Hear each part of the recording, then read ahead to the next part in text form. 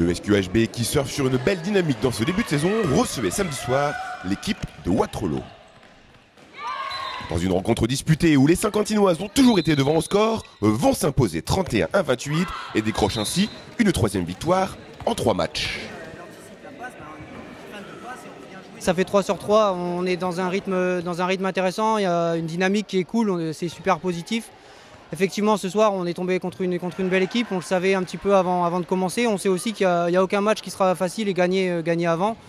Ce qui est dommage, c'est qu'à la fin, on est devant, on a les moyens de distancer, on se précipite, on lâche quelques ballons facilement, on perd des balles trop vite et en laissant la possibilité à l'attaque de Wattrelos de nous fusiller derrière. Donc voilà. Mais on est à la fin les 3 points et ils sont pour Saint-Quentin et c'est ça qu'il faut retenir. Pas mal de pertes de balles, c'est une défense qui n'était pas une défense à plat, elles ont mis beaucoup de volume, elles nous ont posé beaucoup de problèmes offensivement au début, en variant, en changeant. Il y a eu 2 dispositifs défensifs différents, il a fallu du temps pour nous adapter. C'est pas évident tout le temps, il y a des équipes qui défendent avec un seul dispositif défensif, c'est de la 0-6 ou de la 1-5. Là il a fait une pseudo 3-3, ça nous a posé des problèmes, on ne le rencontre pas, mais voilà, on a su rester devant. Les filles elles ont un bagage technique qui est important et on a su aller le chercher tous ensemble. Une nouvelle fois, comme ça n'avait pas été facile à Valenciennes, comme ça aurait pu ne pas être facile la semaine dernière, ça ne l'a pas été ce soir, mais à la fin, encore une fois, je le dis, c'est Saint-Quentin qui gagne. Je l'ai dit la semaine dernière, justement, 3 victoires en 3 matchs, et il y avait les 4 matchs de préparation aussi qui se sont soldés par des victoires. Donc effectivement, la spirale, elle est hyper positive.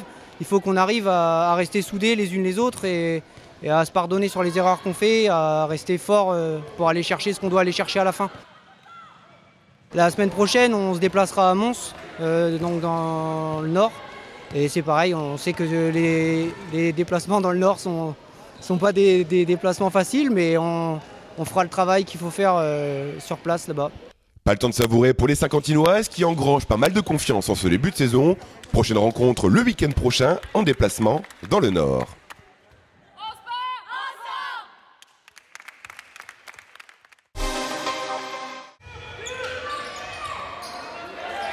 Samedi soir au gymnase Auguste Delonne, l'ASG Gauchy recevait l'équipe de Beuvrages pour le compte de la 2e journée de pré-national. Avec une équipe entièrement renouvelée, les Gaziacois ont tenté de résister face aux nordistes avant, malheureusement, de plier. Après Beuvrages, c'est une équipe qui est quand même renforcée parfois aussi avec la N3. On les a déjà rencontrés l'année dernière. C'est une équipe qui nous pose toujours beaucoup de problèmes parce que c'est dur, hein, voilà, ça défend dur, c'est les équipes du Nord. Maintenant voilà, on était dedans à la mi-temps, c'est un peu plus compliqué en fin de 3e, mais bon, faut aussi rappeler qu'on est sur une année de transition, une équipe en reconstruction, voilà. On attend encore quelques renforts et on a besoin, on a encore des joueurs qui sont suspendus aussi, donc voilà, le manque de rotation ce soir commence à peser. Ouais. Au final, c'est les rotations qui sont peut-être qui apportent un petit peu moins tout simplement. Donc ce qui explique qu'on commence un peu à pêcher. Encore le coach Jérôme arrive quand même bien à gérer les fautes et les changements. Maintenant voilà, clairement cette année ça va être le maintien. Hein, voilà. En plus il y a 3 équipes qui descendent, donc ça va être aussi très compliqué. Mais voilà, on est en reconstruction. On a eu notre 5 majeur qui est parti quand même à la fin de la saison dernière. Donc avec les contraintes des mutés et puis le fait d'avoir quelques nouveaux joueurs aussi, ben voilà, il faut tout reprendre à zéro. On est sur une année de transition, donc on va viser le maintien cette saison. C'est quand même une belle salle, voilà, à Gauchy il y a toujours du monde le samedi soir. Donc voilà, c'est aussi pour les spectateurs que les gars vont se donner un maximum ce soir et encore toute la saison. Donc voilà, venez nombreux à Gauchy, on passe toujours un bon moment.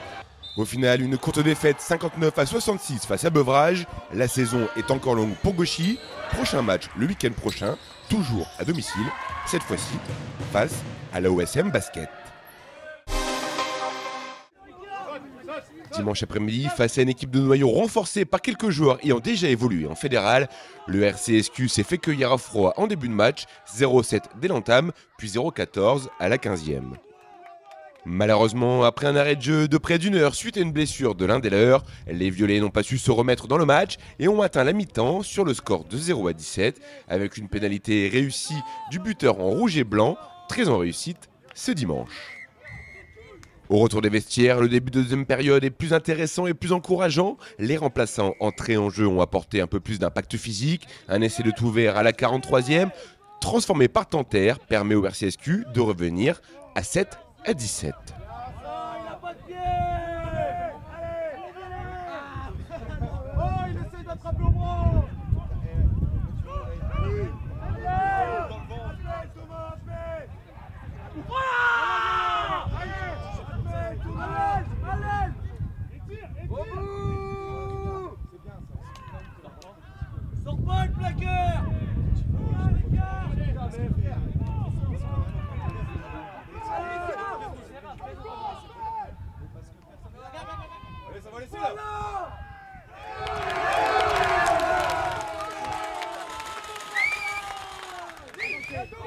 Une seconde période un peu plus équilibrée jusqu'à la 65e où Noyon va pilonner dans le camp des Violets et ont inscrit 3 essais supplémentaires, profitant à de nombreuses fautes de main des Saint-Quentinois.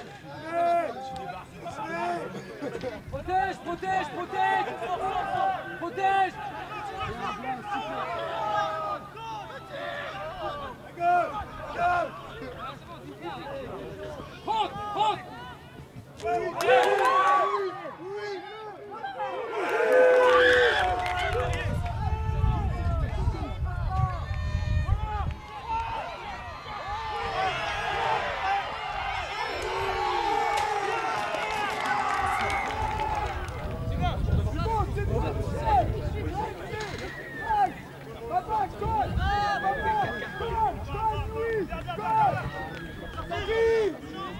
Sur le gong, le RCSQ est parvenu à mettre un dernier essai par l'intermédiaire de Tanterre, mais c'est insuffisant pour prétendre à plus dans ce pré-match à domicile. On a essentiellement manqué d'agressivité, on a été trop observateurs de l'adversaire, trop spectateurs, et du coup ils avaient un ou deux joueurs avec une plus grande expérience et plus costauds, et ils ont réussi à nous faire jouer en reculant, et du coup on est tout le temps en retard, on a fait un petit peu trop de fautes pour pouvoir maîtriser ce match. Et du coup voilà, quand au rugby, si on ne joue pas dans l'avancée, c'est compliqué de gagner un match.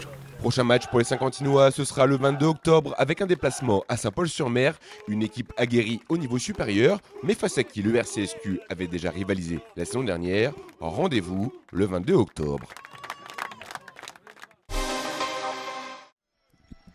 Le SQBB, qui n'a pas joué ce week-end en raison d'un match reporté, reçoit demain soir l'équipe de l'Asvel. Répétition générale. Barrisley. Allez, faut prendre Charles. Pas mal ça pour le shoot à 3 points de Charles Cahudi. Nando de Colo pour Geoffrey Lauvergne. Il se fait bâcher 2 fois. Il y retourne et il marque. James. Ah, Mac James. Barrisley. Oh extraordinaire. Ce qu'on adore. Allez, il a le dunk de Charles Cahudi. Pourquoi c'est le match qu'on adore? Parce que on entre dans la dernière minute. Nando, et ben voilà. Il a trouvé qu'un joueur de l'Asvel, en l'occurrence c'est TLC, Charles Cahudi, qui évite John Brown et qui va marquer avec les appuis décalés. Exactement. Barrisley, il est passé. Même si au score, c'est anecdotique hein, l'écart. On sent que ça peut aller très vite quand même. L'Auvergne à 3 points. Geoffrey Lauvergne. Même si Nando, là, il fait tomber la pluie, ça ne suffira pas. Allez, lève-toi, Nando. Il perd la balle en route. Mac James, 5 secondes. Alpha Diallo qui marque le dernier panier du match. Les joueurs de TJ Parker se sont inclinés hier dans le choc face à Monaco, 79-87. L'Asvel, qui reste sur 6 défaites toutes compétitions confondues, sera forcément revanchard demain face au SQBB. Coup d'envoi à 21h. Monaco impressionnant.